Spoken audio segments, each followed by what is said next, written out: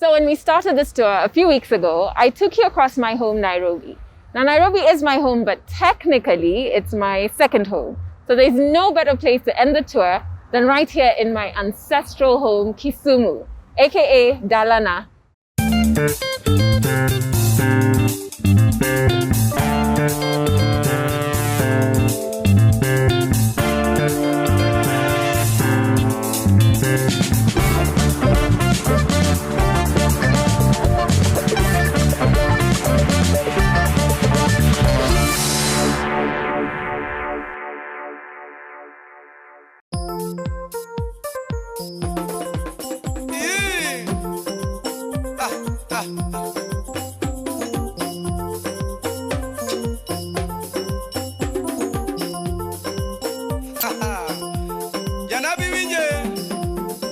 Sitting on the west side of Kenya, on the shores of Lake Victoria, Kisumu is the fourth largest city in Kenya.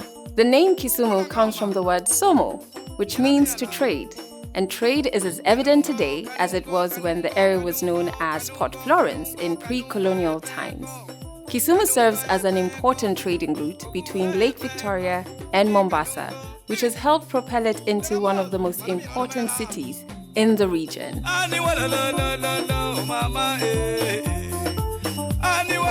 Hi, how are you? I'm good, thank you.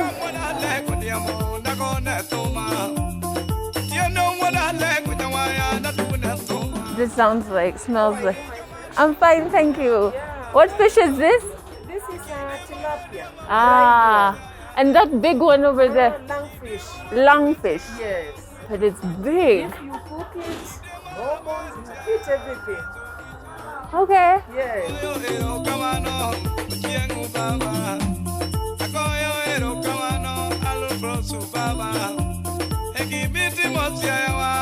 Mama Linda. Hey, Mama Linda. Oh, okay. Goya.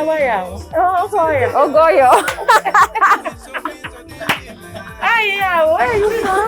Nairobi. Nairobi. Yeah. Thank you. But I'm from here. From Kisumu, yeah. Ugenya. Oh, Yeah. Kenya. Hey.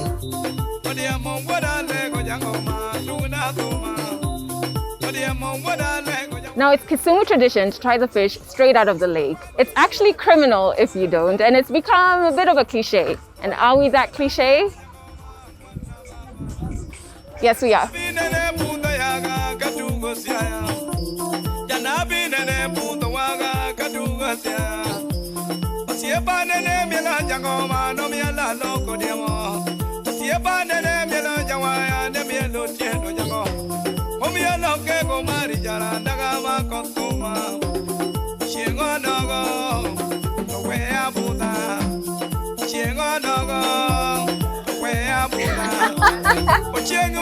Thank you.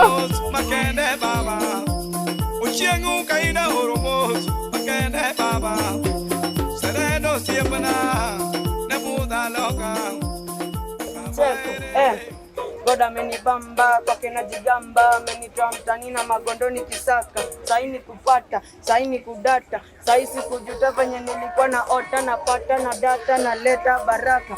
Vita, acha, gonde nataka madena, staki disaster. Oh my goodness! That was awesome!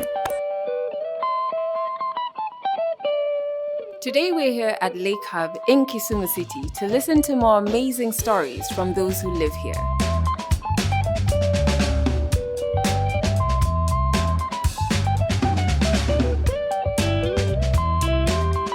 So, hi, my name is Joy Lois Wanga, Lois with a C, not an S. Okay, so my name is Patricia Nudi Orao. I'm from Kisumu. I'm Oando Nyandieka Job. I was born and raised in Eldoret, but currently I live in Kisumu. My name is Adiambo Grace Orao and I am from Kisumu. Hi, I'm Rispate Yokelo. I'm from Kisumu. So my name is Edna Ayeko. My name is Luo, but I'm not Luo. I was named after my grandmother. I come from Kakamega County, specifically a village called, in Butere, a village called Eshishevu, right in the middle of Butere. I am 36 years old, a lawyer by profession, a mother to a 12-year-old boy. So when I was in my third year, I remember there was a club called Spree in Eldoret. I think it's still there. So Spree was the club everyone used to go to. So on this day, we go to the club, dancing. Then there's this tall, handsome Kiman came over. And those were the days for kina Matonya, sijui Vaileti, sijui nini. So we danced. And now my boys told me it's time to go. Interestingly, I used to hang out with boys. And so I was always in a gang of boys. So they tell me, we need to go. And so I leave this guy dancing. And I'm looking for a small pass. I'm like, we need to go. The cab is waiting. So I had a bit of a Cinderella moment. Because now, when you got to the cab, this guy he followed me out. So just as I was getting into the cab, he's like, hey, you've not given me your number. So I'm there, one foot in the cab, like 0723. So the cab left. So I'd given him my number, just nearly shout, and I left. So I went home. Life continued, and I think 3 days later, I get a call from this guy. Like, hi, it's so-and-so. Remember me? I'm like, from where? Which one? That one. I'm like, oh, you remembered my number. So I'm so-and-so. I'm in med school. What do you do? So it's a club meeting, so there's no discussion of what are you doing, where do you study. So now we're like, oh, you're in law school. Oh, I'm in med school. He was doing his 4th year then. And so we met up, and it was fun. He was a fun guy. And also what I liked about him was he was not the typical guy for Kampuati, let's go drink, let's do what. He was like, now it's morning, wake up, let's go to the library, let's study. And then we study a bit. It's like, we are bored now, let's go CG buy food. So I was married already. 2 weeks later, I was married to a med school guy. So we dated for like 2 years now. I'm getting into my 4th year. Then I find out I was pregnant. And so I called him. In fact, I found out I was pregnant in a club because it's still that campus. You're still running around all over. So I'm telling my friends, I'm not feeling well.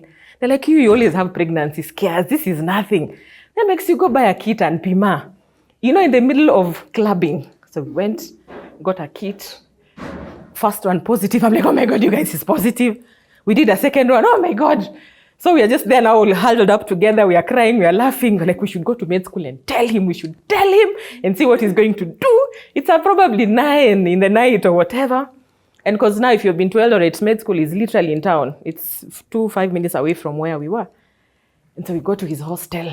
He's just there chilling, reading his books, listening to music on his computer. I've shown up with like 5 girls. We're like, she's pregnant, Then he's like, what's all this? Why have you come with so much drama? Ama, you're high, you go sleep. We'll talk about this tomorrow. So the week that followed was hey, I'm so excited. I think it's a boy. And then he'd call you again. Now, hey, I feel like we are too young. I don't think we should have a baby right now. Then he'll chill a bit. Okay, no, it's a boy. So, it's that whole, today it's this, tomorrow it's this. So baby came. It was a very lonely experience because now you see you've disappointed your parents. All your friends now have graduated. You think they're there waiting for you to give birth. They're out partying, doing what? So it's a very lonely experience. And then this mama who comes with the notification, the birth notification, you have to sign it on that day. So it's like mother's name, father's name. And what are you going to call this boy? So because I'm very selfish, my name is an E-name. I knew I was going to give him an E-name. So I knew his name was going to be Ethan. But I didn't know what else to call him. And so I remember calling him. I was like, hey, hi. And while all this happened, we still talk. Once in a while, he's good. He'd actually call. How are you doing? How is everything? So I tell him, we never discussed what names you're going to give this boy. And he told me, I've never forgotten those words. He told me, you can call that thing whatever you want to call it. And my mom had met him. And interestingly, the first time my mom met him, aliniambia, this guy is not good for you. This guy is going to break your heart. The first time. So I'm just thinking, what do you know? What do you know? Hey.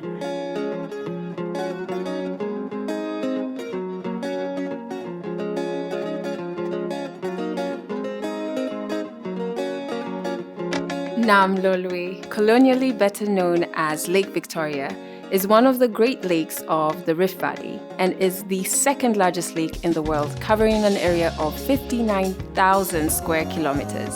Just for reference, that is larger than the countries of Denmark, Taiwan, or Croatia. Although it borders Uganda, Tanzania, and Kenya, the lake is also home to up to 23 islands, with the largest having a population of 20,000 people, while the smallest is only around 4.5 square kilometers.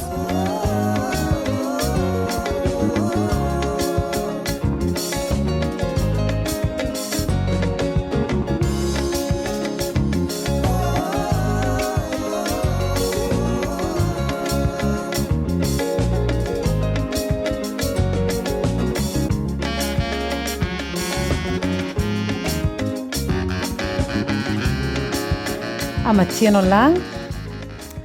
I'm a musician and a YouTube content creator. I think that's what they call it. I'm from Kenya. I was born in a small town. It was a small town by then, Homa Bay, by a 16-year-old mother. And my dad was also doing, I think, the 6th level at that time. So my mom took me to this blind man. He's called Tom. And he used to play a one-piece band. And I remember us walking into his house. It's called Container. They look like a container. And we enter and my mom says, I'm here and this is my daughter Hope and she can sing. And Tom says, okay, that's so fine. Leave her with me. And my mom leaves me there. And Tom asked me, what can you sing? I say, basically I can sing most songs, I think, because that's all I know. I know how to sing ever since in school. That's how people know me, you know? And he asked me, can you sing Titanic? And I say, is this love, is this my heart must go on? And he says, yes. I say, yes, I can sing. So he plays and I start to sing.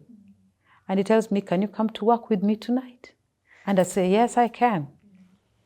So that's how I joined the industry of doing music in clubs or hotels, you know. And I started singing and it was beautiful. It was wonderful. I was in heaven. So I get my first big band. And this is where I meet now the love of my life. Now, I am young, I am naive. I think I am naive, though I really felt I knew it all and I had it together and I had this strong personality, you know. So we start this very weird relationship and before you know it, I'm expecting our firstborn. My life became my husband's life. I talked about what he loves, what he eats, how I cook for him. Like, that's all I talked about. I basically had no life. I'd never laughed. I never saw violence in my house until I met him. And when he was beating me, it was not just slapping me, no. He comes with his hands like this. And it was always my head and my neck. And he presses my neck so tight that I couldn't even speak. And I was a singer. How do you sing when your neck has been pressed the entire night? This is morning. I was beaten, black and blue. And I remember what I did was, because I had my nails, so I kept on doing this, you know.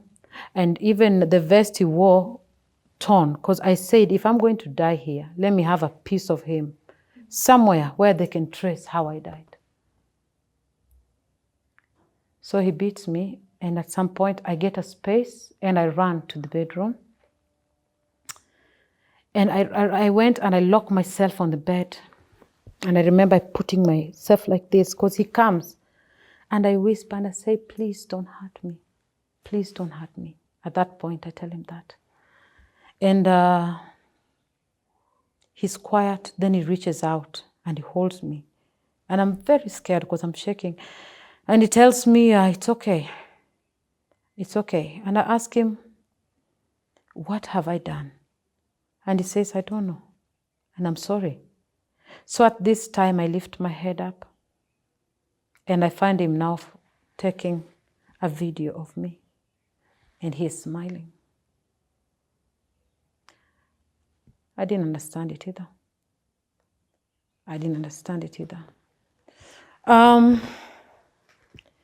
The beating went on, and the sleeping out was a normal thing. He would come, I remember this was 31st.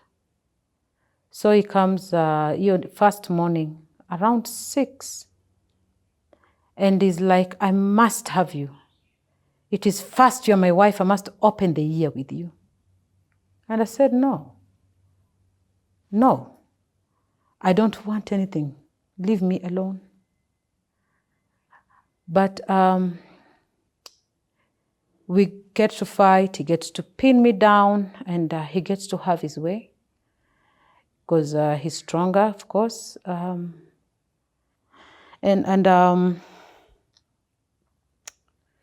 remember after that, when I was going to the loo, I felt a smell. There was a smell. I felt a smell, and I couldn't understand what I was smelling. So when I was wiping myself, at the back of the tissue, I could see blood.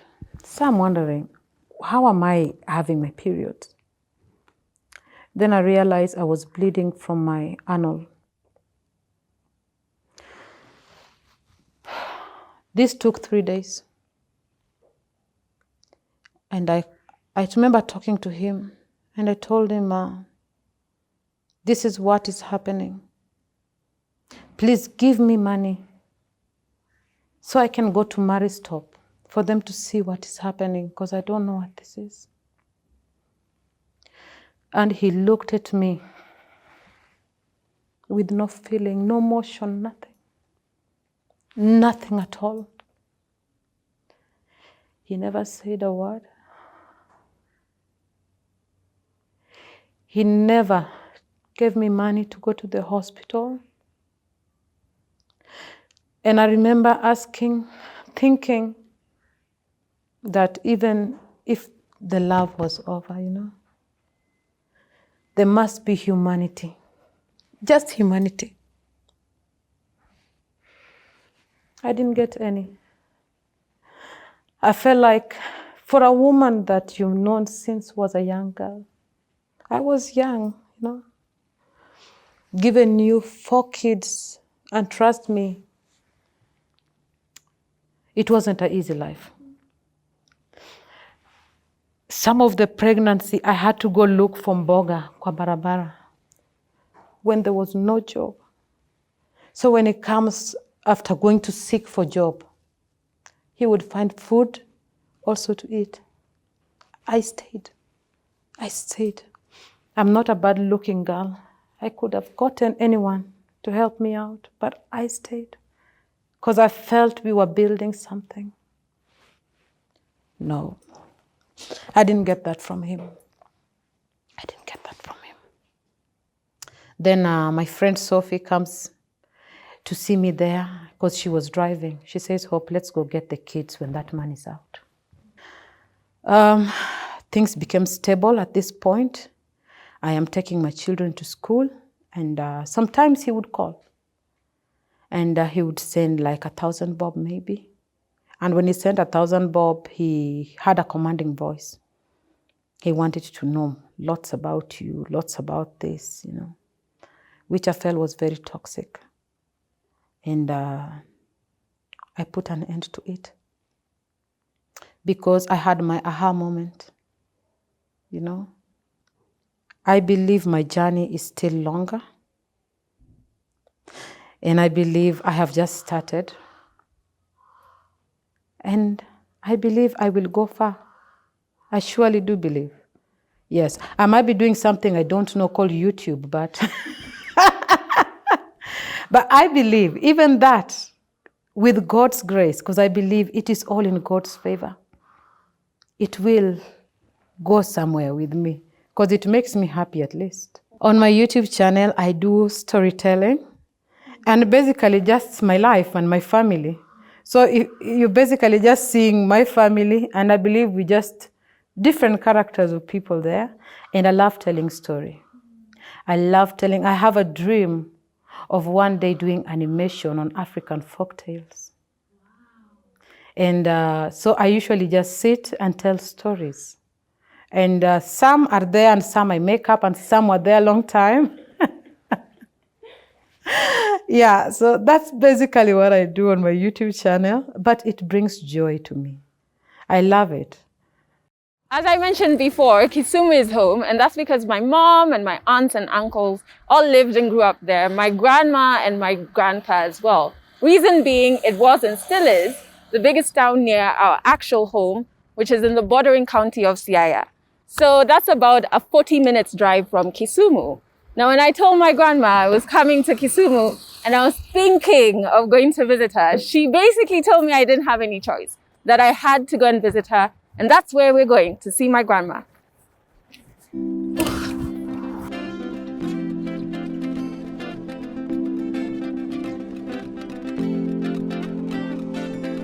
Yo yo yo yo yo yo yo yo yo yo yo yo yo yo yo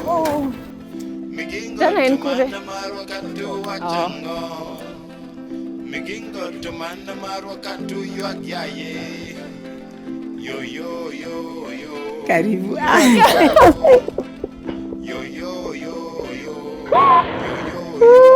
Karibu mama. Thank you. Yes. Karibuni.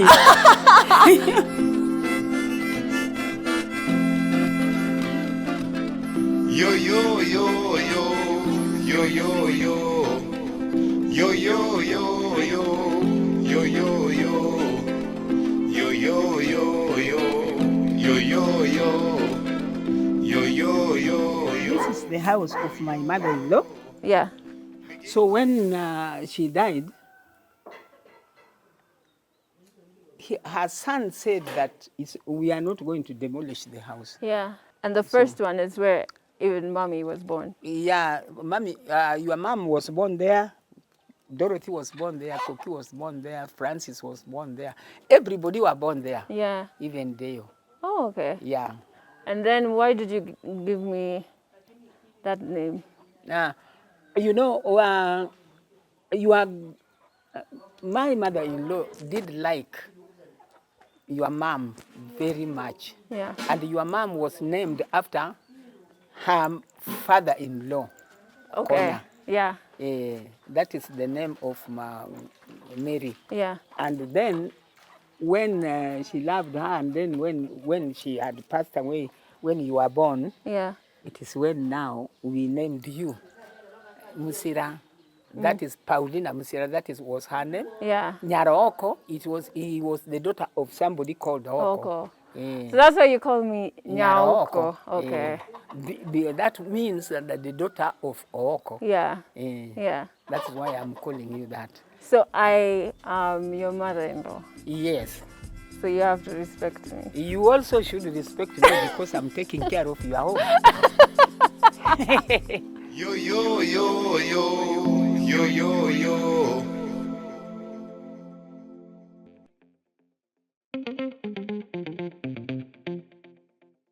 Thank you so much for joining us on this journey that's been the Legally Clueless Tour. It's been one that has expanded me spiritually, mentally, emotionally, just because of all the wonderful places we got to visit and the powerful people we met. Speaking of which, I'd like to send a special thank you to the storytellers who honored us by sharing their story on this podcast. I'd also love to thank the co-working spaces who were such gracious hosts. Koleb in Nakuru, Lake Hub in Kisumu, Mombasa Works in Mombasa, and of course Baraza Media Lab in Nairobi. And our last thank you goes to our official partners for this tour, Africa No Filter, for believing in this podcast and also believing that there needs to be a change in the way we tell stories about Africa. This is the end of this tour, but Legally Clueless is still continuing, so keep listening, keep watching, and hopefully I'll see you very soon.